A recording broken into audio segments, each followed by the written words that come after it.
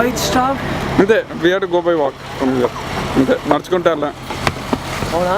ఓ అక్కడ ప్రాబ్లం ఉందా track?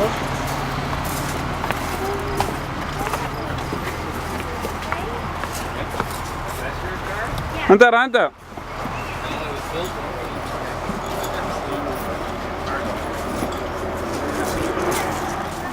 Tarun, you can sit here.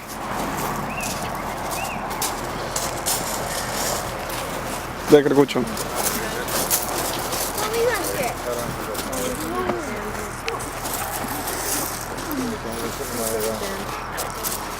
Well, I'd like to welcome everybody to beautiful downtown Western Springs, Wisconsin.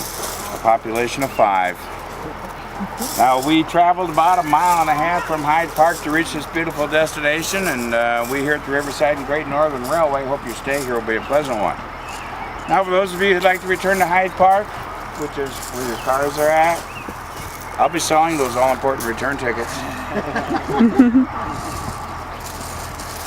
Well, normally we pull the engine up to here, disconnect and spin her on a turntable, but our old turntable is getting pretty rickety, so we're in the process of putting in a new one. I'll give you a little bit of history on our railway. This was never an amusement of the Dells.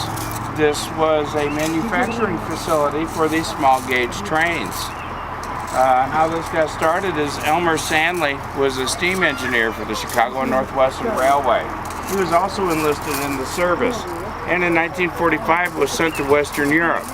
In Western Europe at that time, and still today in some places, they had these small gauge railways in their larger communities and towns to help move people around town. These little railways also connected these communities together, and this is how people got around. Well, this impressed Elmer quite a bit, so he brought the idea back here to the United States, said it was a new form, a new mode of transportation. Obviously, his dream of having miniature railways strung up all over America didn't pan out too well.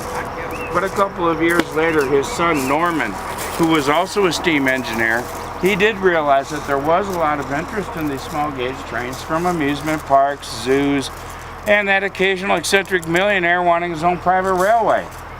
So he left the railroad and went into business with his father. Together they leased land and they built a demonstration track down in Janesville, Wisconsin at Riverside Park. That's how the train got its name, Riverside and Great Northern. Business was doing pretty well for the Sandleys back then, but times was also good for the city, who experienced a population boom and people started building their houses around the park. It wasn't long before those new neighbors started complaining about the noise and the smells of the little railway. And the ladies were complaining about hanging their nice white linen outside to dry, come back, find it speckled with coal dust and soot. So the city decided not to renew the lease, forcing the Sandleys to relocate.